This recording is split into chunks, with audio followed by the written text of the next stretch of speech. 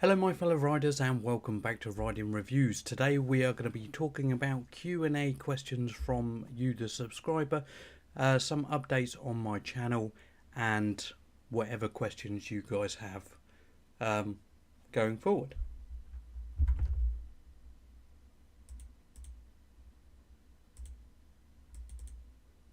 Oh, and it's not working.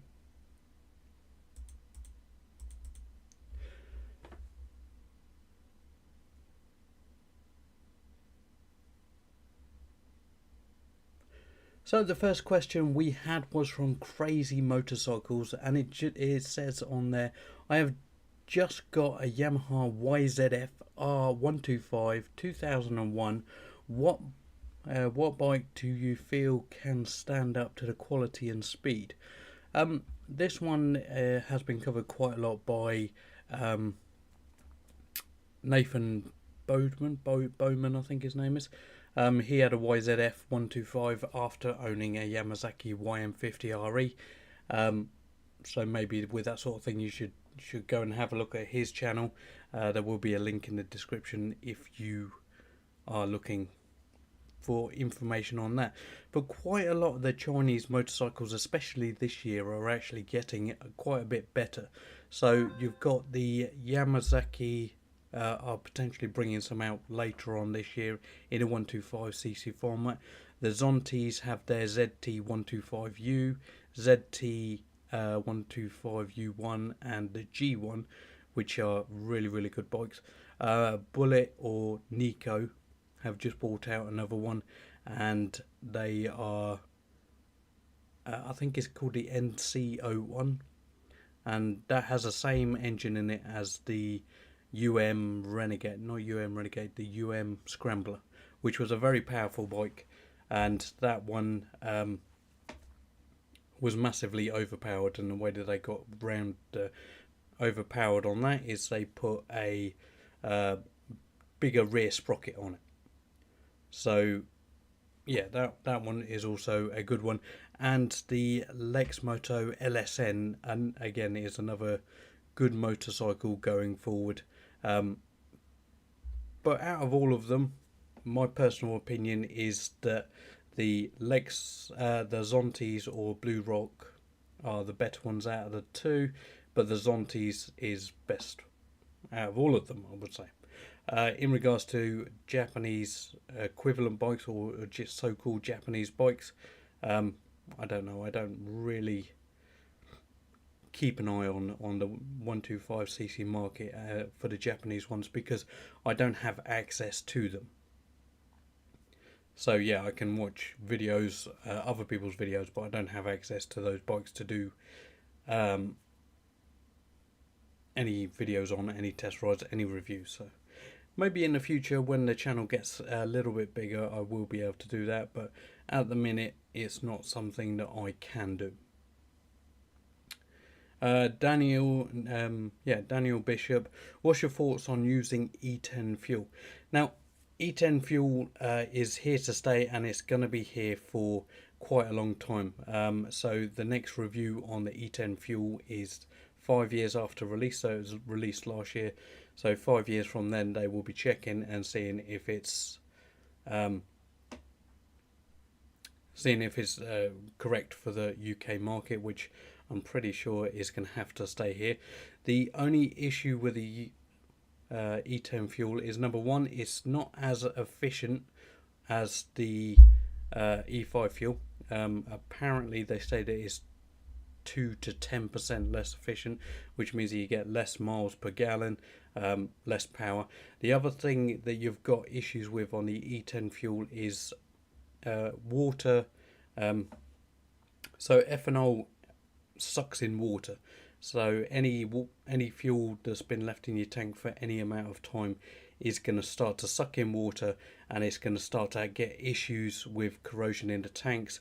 It also melts plastic, so you've got to be careful leaving it in there for a long period of time. You've got to get specialist hoses and stuff like that.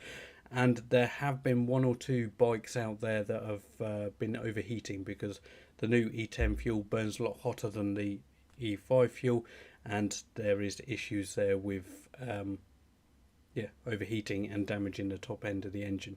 We've seen some pistons melt, and some tappets also starting to corrode and melt. I believe so far I've heard of 2 bikes that have actually had to have engine replacements because of E10 fuel. So yes, if you can avoid it, do so, but if you can't, it's fine, because you can use it occasionally. But yeah, E10 fuel doesn't last as long as E5 fuel in your tank, and you'll find that you'll start to get less performance, and if it's stuck in the tank for any more than 3 months, you need to really empty it out and start again. So the last question I've got here is Hayden. Why are there very few geared 50cc motorbikes still being made? So it's not a question of how many 50cc bikes are being made, it's a question of the UK market. So the UK market has a very limited sales on 50cc geared motorbikes. I believe last year they sold maybe 1,000, and at least 400-500 of those 1,000 bikes were sold by Cheap Bikes for Us. If you go on to the Motorcycle News, or buy a Motorcycle News magazine, it does have all the sales figures in the back of that magazine, so that you can see who's doing best. Usually Lexmoto sell 10,000 units. I mean, last month they sold 600, but that was all their 125cc's and potentially the Echo, but I don't think they had any. So the only people that I know that are actually bringing in 50cc geared bikes at the minute is Cheap Bikes for Us. WK have some, and I think that's about it. There are many scooters, and the scooter market is completely different to what the motorcycle market is. But yeah, so it's that's pretty much it. Cheap Bikes for Us has the Yamazaki YM50, the F30, the F60, and the F50, and they are planning to bring in a enduro or off-road looking bike. So potentially that is something that you can look for in the future. Maybe middle to end of this year, that's coming in, and maybe some of the other 50cc geared bikes would be removed from the range, but we don't know exactly what's going on with that at the minute. Right, so I'm going to do a little bit of an update on my channel, just so that you can know what's going on. So Ridingreviews has completed its last project, which was on the Lexmoto Arizona 125. That went down quite well. My new project, I have a new project bike. It is a bigger CC bike. I will do a reveal video on that at some point. But I don't want to release it on here because it removes the surprise, and it means that I lose a video. So I also just bought today a 250 thing. I don't know exactly what it is, but it's got an engine, it's got a tank, it's got seat and tyres and stuff like that, but it's missing loads of bits. And I haven't got the V5, but I know it's a 250cc. I'm not 100% sure exactly what I'm going to do with that yet, but again, it's another project that we can look into in the future. Right, Brothers Bikers. Hi Chris, in my BMW 1200 supergrade fuel is required. I've been using Tesco's and Sainsbury's, but it's nowhere near as available as normal unleaded. Yes, so it's a bit of an issue at the minute because people keep on standing in front of the fuel depots. We've got the issues in Ukraine, and we have also people trying to profiteer out of fuel at the minute. All the fuel companies are making millions of pounds extra on our behalf. The government aren't doing anything about it. But anyway, that's not the question you asked. You can have additives that you add into your BMW that will increase the octane.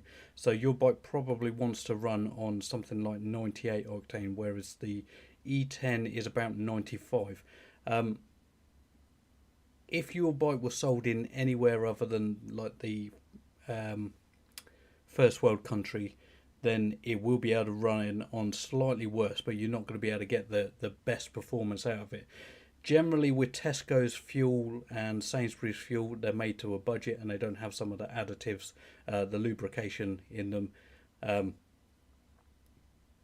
But you have to use what you can get at the minute, and probably to fill up your tank, I'm guessing it's probably somewhere in the region of 35 quid now.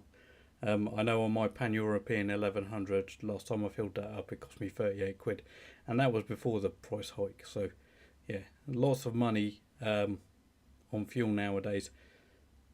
Is it going to get any better? I doubt it very much. So yeah, have you guys got any questions? It doesn't look like, I think quite a lot of people are on holiday today, so probably this isn't the best of times to be doing a live feed, but there you go. We must do what we must do. I will be having a video coming out next week on the new Blue Rock Nico NC1, which is quite a nice bike. Yeah, I thought it might be. Sorry, that was Brothers Bikers, spot on the cost. Yeah, as I say, I thought it might be.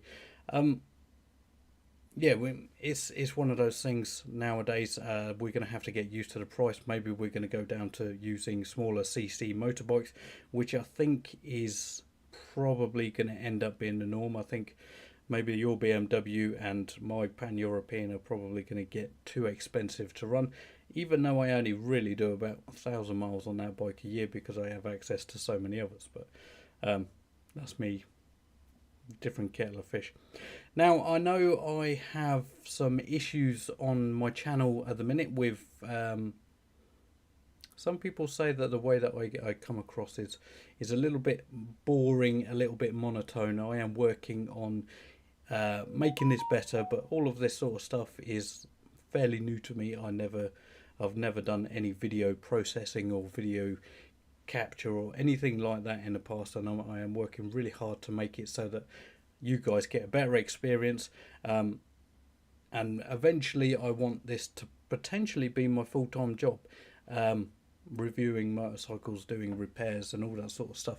But yes, it is a massive learning curve on the YouTube thing. Everybody has a different style of doing things. People say that the information that I'm giving is there, but it's probably not being made as enjoyable as potentially it could be. But again, I am working on it, and if anybody's got any suggestions on how I can make my videos better, I am very open to suggestions, and I will take everything under advisement. But yeah, this YouTube thing is very hard. It's I don't get a lot for doing it, and the main reason I do it is to help out people with their motorbike issues. If I worked out an hourly rate for what YouTube actually gives me for making these videos, I think it's probably going to be 50p an hour. But anyway, I don't do this for the money. The money helps me buy new gear. The money helps me buy projects so that I can do videos for you guys in the future. But yeah, it's not all about the money. It's about helping people out. And so far, my videos have reached approximately 1.6 million people. I nearly have the 6,000 subscribers. And I have like 300-400 videos.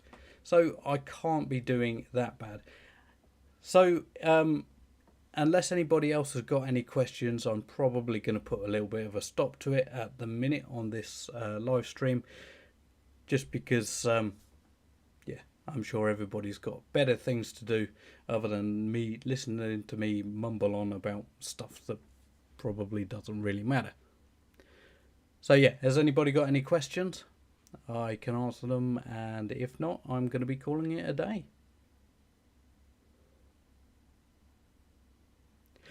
Okay, dokie, I'm going to call it a day today. So thank you for watching this live stream. Hopefully I have answered the questions that you requested. If you do have any other questions, please don't hesitate to send me a message, and I answer every single question that has been put on YouTube. And last year I think I had like 20,000 questions. So it takes up quite a lot of my time. Right, SWR, are 125s becoming more available, or is it still about AS? Right, so in regards to the 125cc market, the 125cc market is always going to be there because everybody needs some way to get to work, and most people don't want to go on a bus. So the 125cc is very, very much there, and it's going to stay there for a long period of time. What you may find is if the prices keep on increasing, the 50cc market is going to probably disappear, and the bigger bike market also is going to disappear. Now, I heard on the radio today that there were people saying, or it was going into Parliament for a vote, saying that they were going to start putting beepers and trackers and stuff like that on motorbikes, cars, and all that to keep the speeds down. So again, that means that the bigger bikes are probably going to go down the toilet because we can't use the power of the bigger bikes. So is there much point in having them? Yes, there will be some people out there who want to have their bigger bikes just because they like the bigger bike, they like the bigger bike feel, but you'll find that they are going to start to become few and far between. Have you had many electric bikes in for a service? Brian from Brisbane, yes, we have, but what can you do? There's not a lot that you can do on a electric motorcycle for service wise. So when they come in for a service, we'll check the headlights, we'll check rear lights, indicators, make sure the belt is tight if it has a belt, like the Lexmoto Cypher has a belt and it has to be adjusted. Check the tyre pressures, and that's pretty much it. Everything else isn't, you don't need to do anything with it. You can't check the batteries because they're not that good with the diagnostic on them yet, and yeah, you can't really check anything else. So to keep your warranty up, you have to have them serviced. At Cheap Bikes for us, the last service that we did, we just charged them half an hour, which was how long it takes to just go through everything, nut and bolt check, make sure that everything's as it should be. But that's it. So if you guys do want to support Riding Reviews in the future, you hit that join button, and it costs a little bit of money every month, but it will help me out making these videos in the future and helping even more people. If anybody has suggestions on how I can make my videos more entertaining, I am working on it, but it isn't as easy as you might think. I have always been quite a quiet, held back sort of person, but it's yeah, I've always been quite a held back person because of the way that I was brought up. Being loud wasn't really something that helped me out. So yeah, that's a whole different situation, different story, so we're not going to go into that. But yeah, it's very hard to get across my enthusiasm for all of this sort of stuff. But anyway, yeah, I'm not going to go on about myself. Daniel Bishop, I have answered that question already, and I've added your name in here. So when you come to rewatch this video, my honest opinions for E10 Fuel is in there. But if possible, try and avoid E10 Fuel. If not, use it once or twice, and then go back to the standard E5 fuel. If everybody uses the E10 fuel, because it's cheaper, then the E10 fuel is going to stay. If nobody uses it, then it's going to disappear. But my honest opinion on this is I reckon it's probably going to stay for a extended period of time, maybe until the electric cars come in or electric bikes come in, which the electric bikes at the minute are not very good. Range.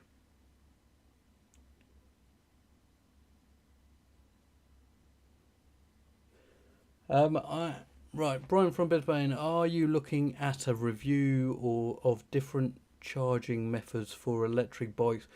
Do they all just use regular house power, or do you need specialist outlet like a car? Every 50cc or 125 equivalent electric bike at the minute or scooter uses the standard 3-pin plug. The only one that you can use the stage 2 charging on is probably the Zero, but the Zero costs somewhere in the region of £16,500. So nobody's really going to buy that bike unless they're rich. And if you're watching my channel for Chinese motorcycles, you probably are not rich. Oh, I'm putting myself down. I don't know that one. Sorry about that, Alexa's getting involved. So yeah, anyway, I'm going to call it a night. Thank you for joining me on this live stream. Potentially later on we will be doing more of these, but yeah, I need to get the momentum of my channel up so that I can help more people in the future. So anyway, thank you everybody for joining. Have a good night, and bye bye.